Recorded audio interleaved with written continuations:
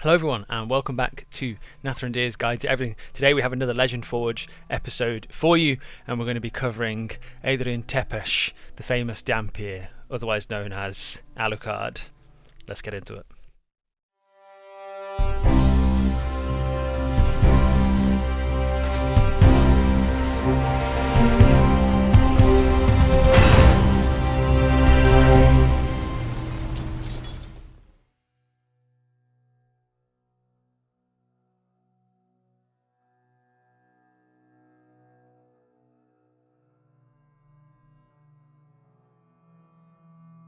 Okay everybody, welcome back. So we're going to be covering Alucard today, as I mentioned, the son of Dracula. We're going to go straight into edit. I'll show you our levels first of all, then the spells that we chose, that's also a spoiler alert, we went Eldritch Knight Fighter, so we do have some spells, and the magic items I've created for this as well.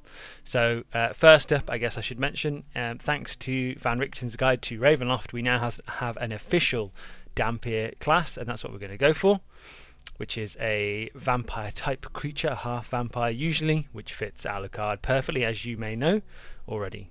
First up with proficiencies, we've gone for history and athletics, which makes sense because he's had access to his father's library and he's just very combat adept, basically. Trained by Dracula, of course he would be.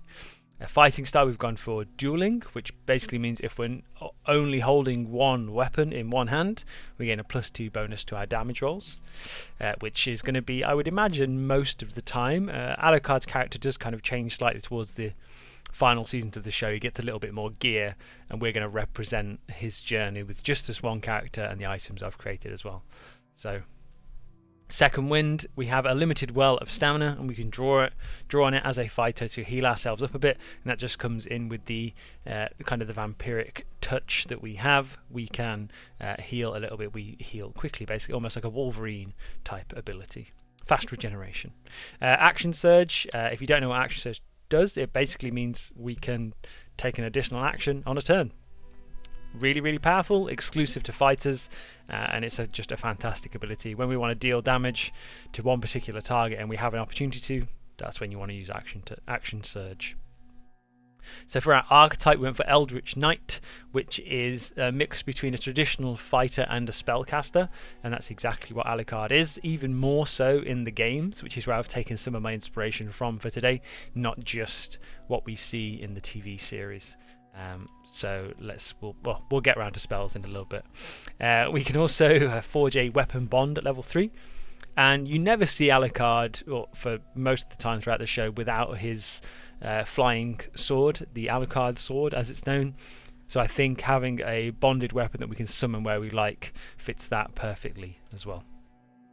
For our first ability score improvement level, or feat in this case, we went for Fey Touch Charisma, and this just because he's a slightly unnatural creature, half human, half vampire, and in his Wikipedia or in the games, he's meant to be able to move as fast as a bullet in a variety of forms that he takes.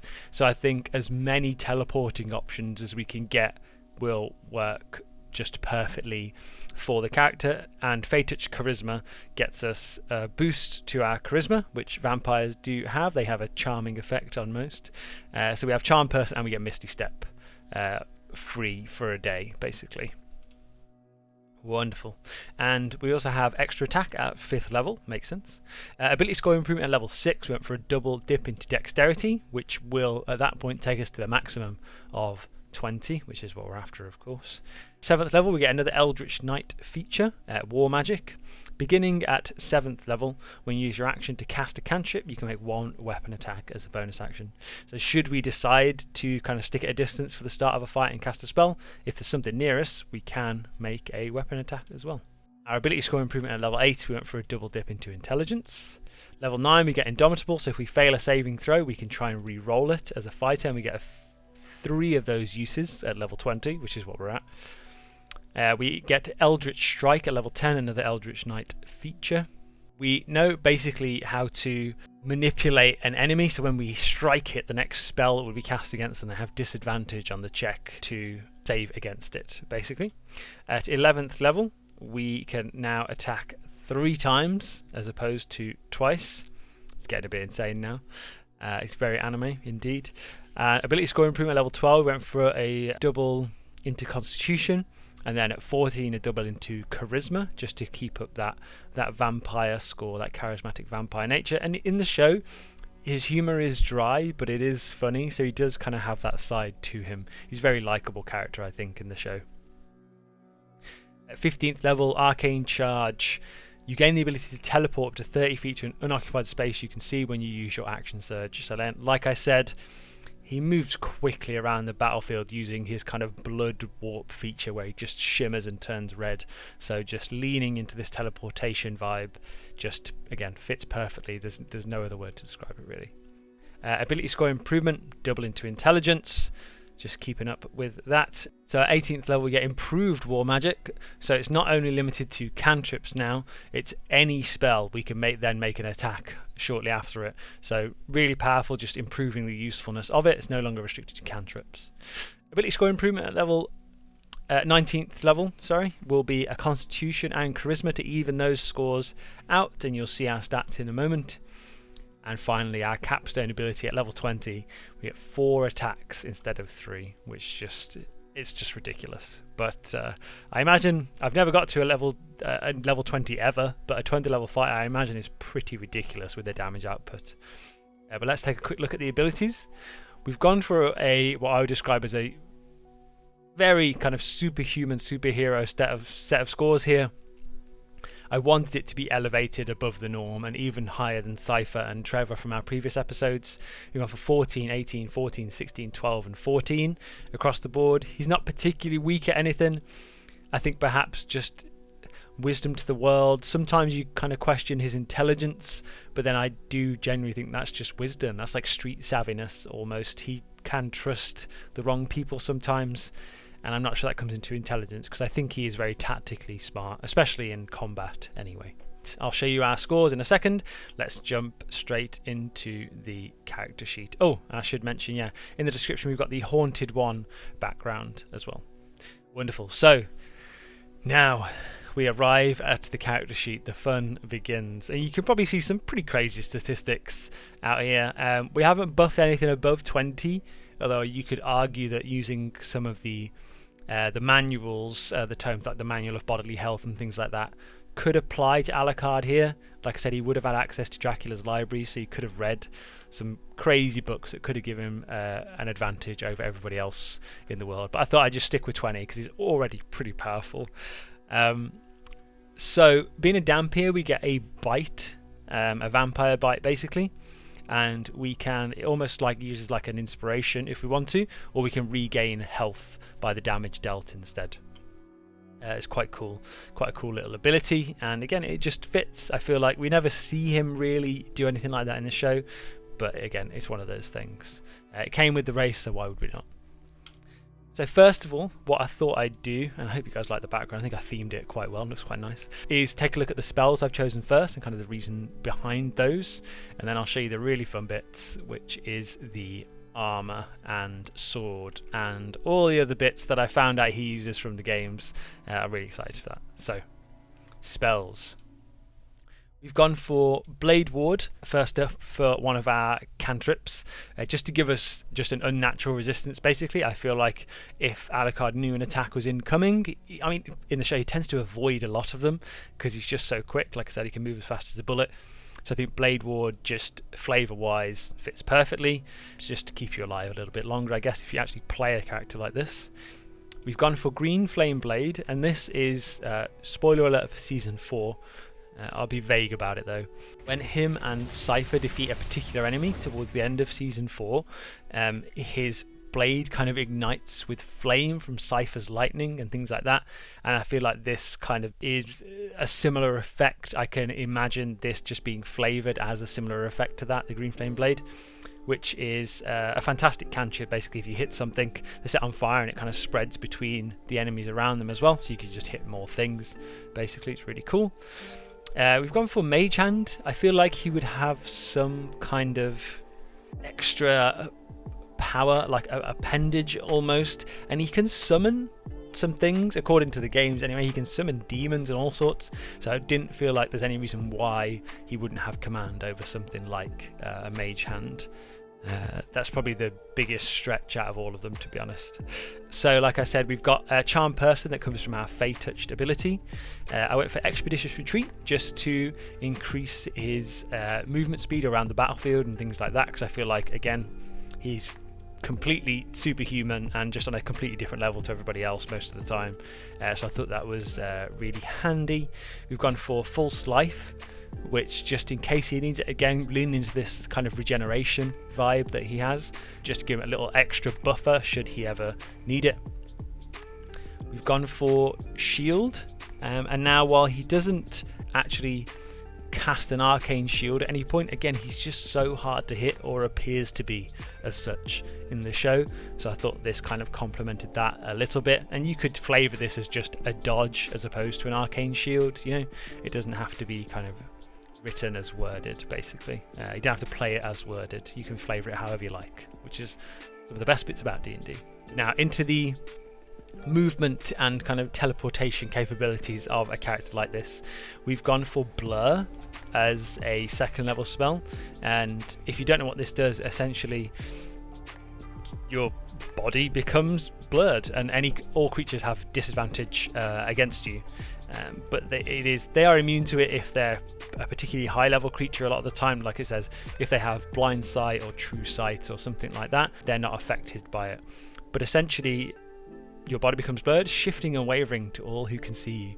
And again, this makes sense. If you're just flying around the battlefield at bullet speed, light speed, you're just less likely to get hit. Which, like, casting this before a fight would just be really, really useful for you. It is concentration though, bear in mind. False Life can be upcast. Mirror Image. This is 3 illusory duplicates of yourself appear, and you roll essentially whenever you get hit. I'll let you guys read into that should you choose, but essentially I imagine this as when he goes into super speed, it may look like he's in a few places at once, but actually he isn't. It's similar to the Blur spell, but I think you get the idea by this point. Just due to his speed, you should be able to teleport or make it look like he's teleporting around or in multiple places at once. Now you guys know my favourite spell was always going to make an appearance, Misty Step as a bonus action 30-foot teleport. We have it prepared as well as from our Fey Touched ability, so we got quite a few uses of that, 4 in total. And then at 3rd level we've gone for Blink, which is an incredible spell as well. After you cast it for a minute, at the end of your turn you roll a dice, and I believe it's 50-50 basically. Yeah, 50-50, 11 or higher, you vanish from that plane of existence, and then you can appear kind of 10 feet in any direction after it.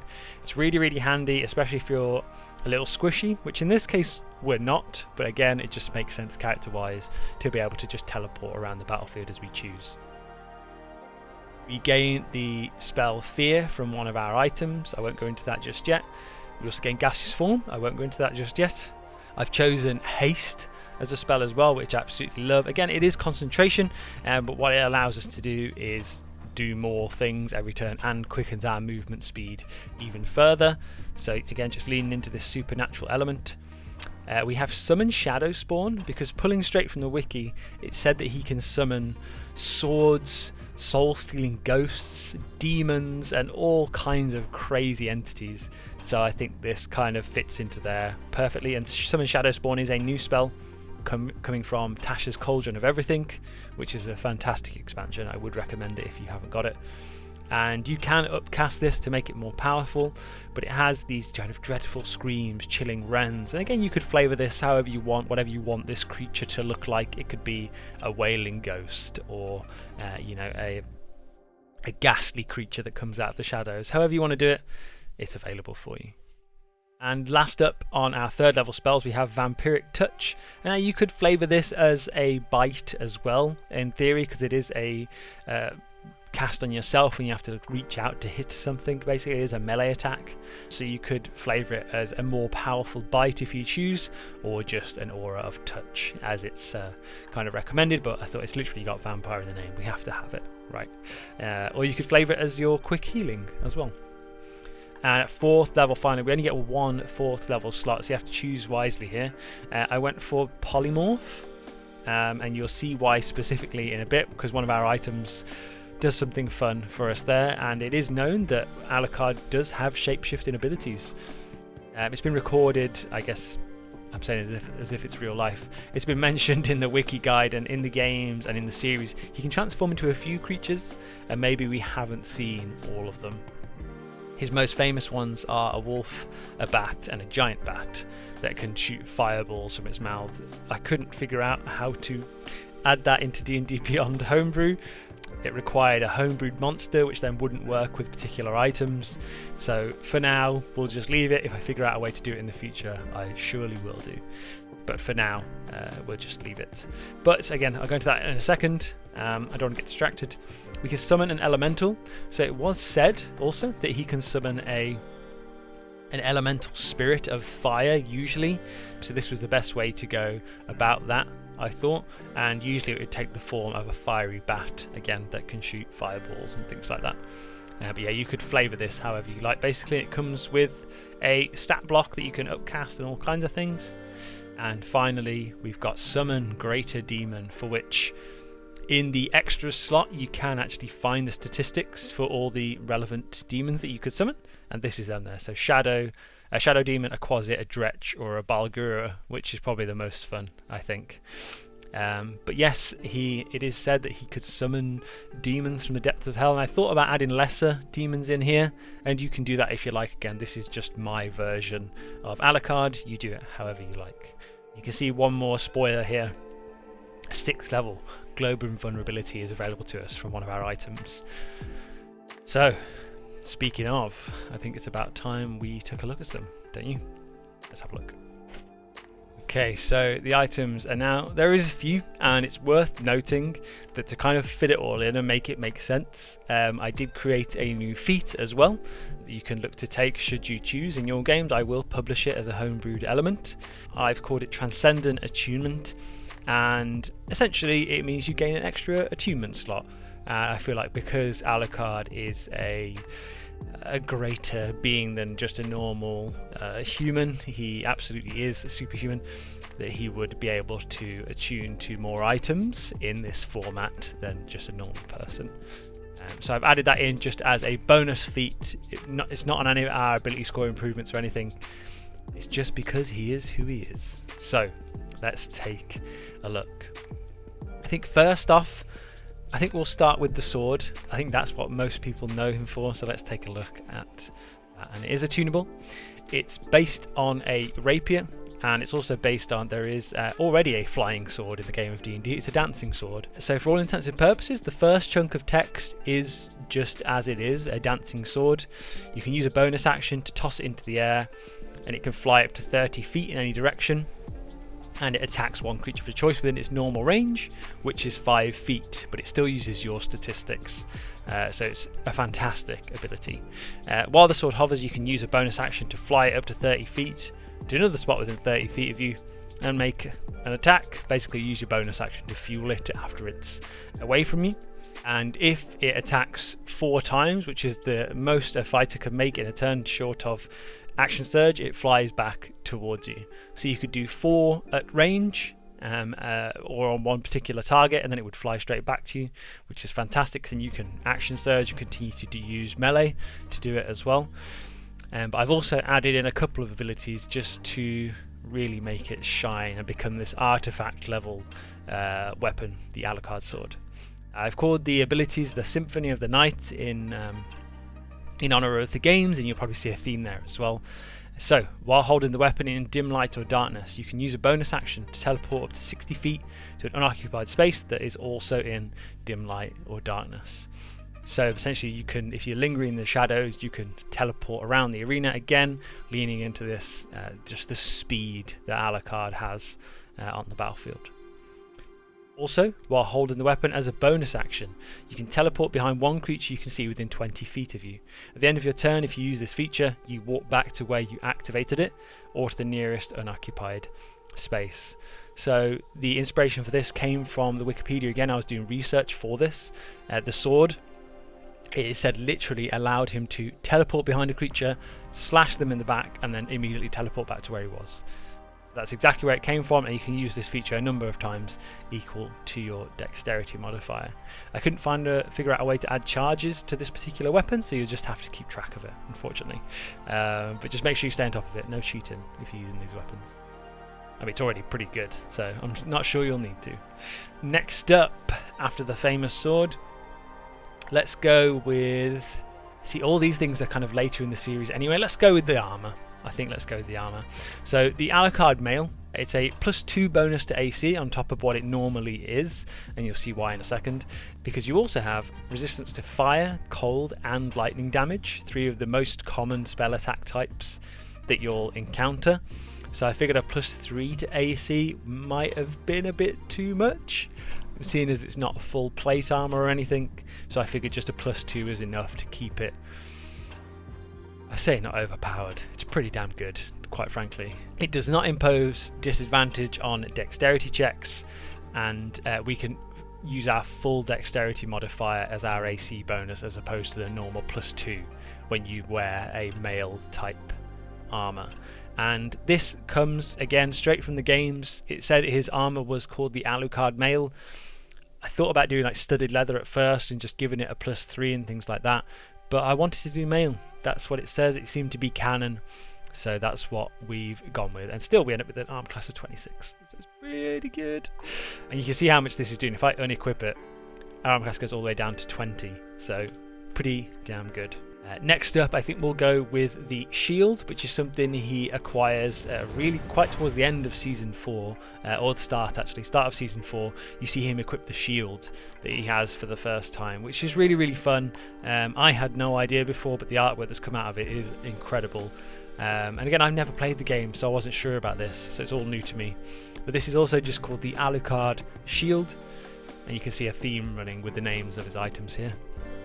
So the Alucard shield, it is a magical shield, and while holding it you have a +2 bonus to AC for a total of +4, because shields already give you a +2. And so this does actually kind of hinder our ability to use a weapon in one hand. We took that feat at the start, I believe it's Duelist, where we actually gain a bonus to damage if we're not holding something in the other hand. And this just shows the progression of Alucard over the series basically. If you wanted to play him early Castlevania series, you could just go with the sword and leave his offhand clear or open, or you can choose to go more defensive, and I say defensive lightly there, it's still going to be pretty good, and equip the shield instead and lose that bonus. However, this also has another ability. You have spell resistance that comes from it, so spells and other magical effects you have advantage on the saving throws, and spell attacks have disadvantage against you. So again, way less likely to get hit even further. Something's got to try and hit you melee, but you'll probably have the blur spell up or something like that. So again, it's pretty good. It's exciting. And the final ability is Encore of the Night, which is another one of the games. While holding the shield, you can cast Globe of Invulnerability. This property can't be used until the next dawn. And again, this is inspired by the game as well. It said that essentially the shield is super powerful and it can provide invincibility.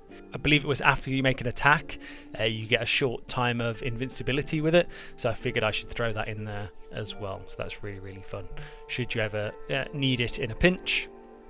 Next up, we have the Dragon Helm, which is not attuned to, and this is a bit more of an obscure one, again from the games though. +1 to AC. You have advantage on attacks against any creature that is frightened of you, and you can cast fear from it once a day, basically. So much more straightforward, but again, it's come straight from the games, so I thought I'd throw it in there for anybody that would like to really live out the fantasy.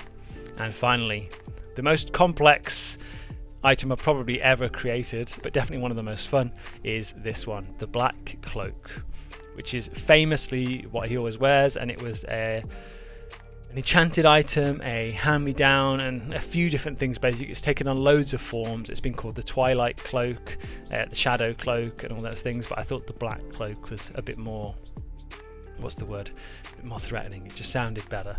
So the Black Cloak is a cloak as black as night with a lining as red as blood. While wearing this cloak, you can make it billow dramatically at will. I figured I'd take that straight from the Cloak of Billowing, which is already a D&D item, just because anime, right? They always look like they're going crazy. And the best bit about this is, in the show, Alucard can fly, but I thought I would tie that into this item instead. So while wearing this cloak, you gain a flying speed equal to your walking speed, and that's just in the hope that actually maybe a character may be able to use this in one of your home games or my own, if I was ever to get my hands on something like this. And the final ability for this, or second to last, sorry, is the Harmony of Despair. When you cast Polymorph while wearing this armour, you can transform into a Guardian Wolf, a bat or a giant bat. You retain your intelligence, wisdom and charisma scores. The cloak can't be used this way again until the next dawn unless you have the Polymorph spell prepared as well, which we do, and that's why we had it prepared twice, so we could do this twice. And from the anime, you guys may remember, if you've seen it, there's an incredible moment where you actually see his wolf form for the first time with either piercing yellow eyes, and he still wields his sword. So for more flavour here, I'll say if you take the wolf form and you happen to have the Alucard sword, you can continue to wield it and use it as you normally would. And I get, if you're a Dark Souls fan like I am, I get the Great Grey Wolf Sif, I believe his name is, Artorias' pet. I get those vibes from this, and I just, I would absolutely love to use something like this. I love the flavour behind it. It's just amazing. Additionally, it is said that Alucard could take on a gaseous form and poison creatures, so we've thrown that in there as well. It's a Constitution saving throw basically on casting the gaseous form spell, which I need to edit there. It's not gone in, has it? No. Usually there should be a link to the spells and things like that. It doesn't seem to be working at the moment, but regardless, it's a con save, 3d12 poison damage or half as much on a success, so it just flavours the spell gaseous form as well. And finally, whenever you take the bite action with one of those creatures I just described, because polymorph you can turn into anything, but with this cloak you can specifically turn into a Guardian Wolf, which you wouldn't have access to normally, a bat or a giant bat, and the Guardian Wolf is amazing, and you have kind of more utility with it with this cloak as well. Regardless, each bite is considered a vampiric bite, for which you'd use the stats I've provided there for you instead. And when you attack, you regain hit points equal to the piercing damage dealt by the bite, or you can force them to make a disadvantage, and this is pulled straight from, again, the Fanged Bite feature that we just have as a Dhampir. I wanted that to translate into creature form as well, just make it a little bit more deadly, just so you can choose to fight that way with your sword off doing another thing. Just craziness, basically. But that is it. I hope that all made sense. I hope you guys enjoyed this. This was Alucard for the Legend Forge. Leave some feedback, leave a like, leave a comment what you thought, how you would have built it, any differences you would have made, and let me know if you decide to use these items in your homebrew.